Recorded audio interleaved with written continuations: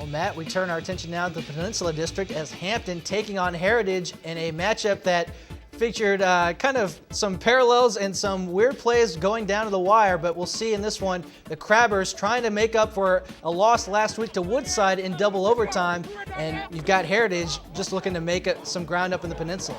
Buckle your safety belt because this one is a roller coaster, folks, here at Todd Stadium in Newport News. Heritage rallied from double digits down last year to beat Hampton for the first time since 2000.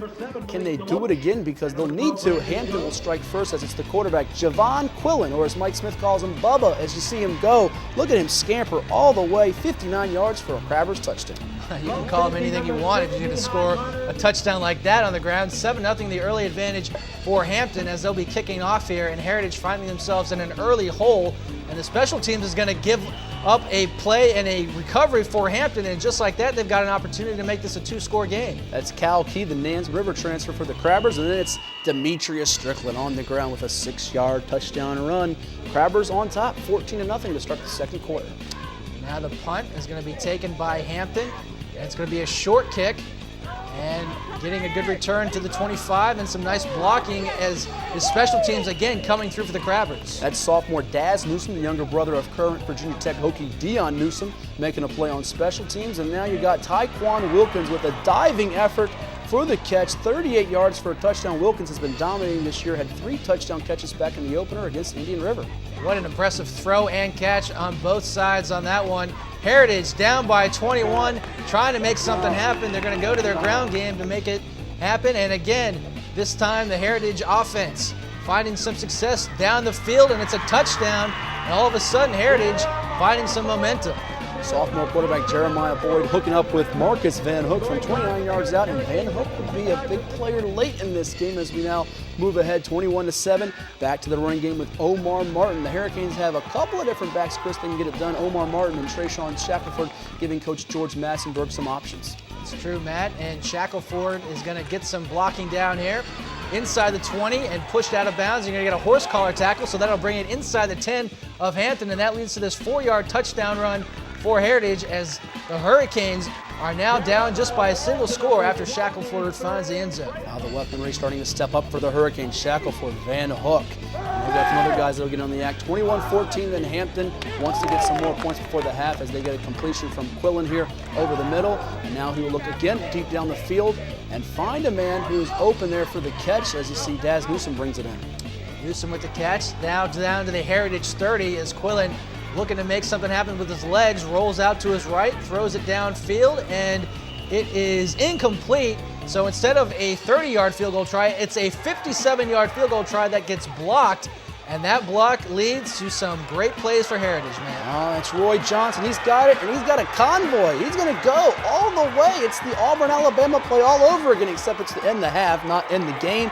And Heritage's sideline will just be jubilant here as the Hurricanes have scored miraculously. Yeah, they'll take the 15-yard penalty for excessive celebration. However, they missed the extra point, so they're down by a single point going into the second half, but Heritage had all the momentum, and you could just feel the Crabbers letting the game slip away in the second half. And maybe fatiguing a bit on defense too, Chris, as you see Julian Johnson with an excellent reception there. And now that running game getting stronger as the game progresses behind Shackelford, Martin and company. That offensive line led by Triell Pearson getting the work done too.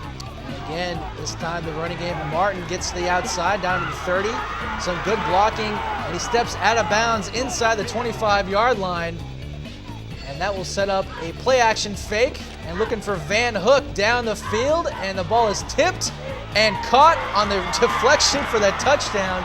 You don't see that every day, but just it seemed like for the Crabbers, things just weren't going their way in this one, Matt. Rashawn Streeter would catch the interception to seal it in the rain, pouring down at Todd Stadium as Heritage stays undefeated. You see Van Hook with 2 touchdown catches, Boyd with 90 yards passing and a couple of scores, while Javon Quillen had 140 yards, touchdown pass, and a touchdown run as Hampton falls to 1-2. Some more scores, this from the Beach District. Princess Anne with the victory over Kempsville, 17-7, as the Cavs snapped their 19-game losing streak. A nice win for the Cavaliers there. DJ Walton and Nasir Goodson leading the way for Ray Gatlin's team. Green Run a winner, 36-20 over Tallwood, as Austin Lynch would throw for 361 yards and 4 touchdowns, one of them to Kyrie Johnson, who had 13 grabs for 131 yards. More scores now from the 4A South region. Norcom shuts out Deep Creek 27-0 as Jalen Sproul has 103 yards and 2 touchdowns passing, and Wiggs 126 yards and a touchdown rushing for the Greyhounds. And that defense stifling, holding them just to 67 yards. Booker T. Washington with a second straight shutout. Doug Butts had 4 catches for 92 yards, a touchdown catch, a touchdown run, as the Bookers moved to 2-1 on the campaign. And Nansemond River over Churchland 30-7 as Evan Lomax has 12 points, 3 field goals, and 3 extra points. And Terrence Lambert a touchdown rushing for Churchland. And the Truckers, Jamil Edwards, 12 carries, 59 yards, and a touchdown rushing. How about the Warriors, Chris? We're used to seeing them have success in basketball, but 2-0 for the first time in over 15 seasons. Great Bridge a winner, 41-0 over Granby, as Brandon Jones led the way with 2 touchdown runs and 77 yards on the ground. Bethel defeats Gloucester 25-14. Darrell Brown, 5 catches, 114 yards, and 2 touchdowns, as Martin Morrison, a losing cause for Gloucester, has a 95-yard kickoff return for a touchdown. Bubba Hooker's team moves to 2-1, and the Phoebus Phantoms also go into 2-1 as they escape a tight game with Warwick. They opened up late, 35-17 over Warwick. Elijah Nelson with 2 touchdown catches in that one, 2 touchdowns total with Brian Brooks for Warwick. And the Cox Sports Report Player of the Week goes to Josh Sweat. You saw him in the highlight against Indian River. 12 tackles, 8 tackles for loss, 5 sacks, 4 pass breakups, and a touchdown reception. I think he also made the popcorn and sold the seats too there, Matt. What did he not do in that game as Josh Sweat was certainly dominant from start to finish. And we're out of time. For Chris Park, I am Matthew Hatfield, and we'll catch you next time right here on the Cox Sports Report.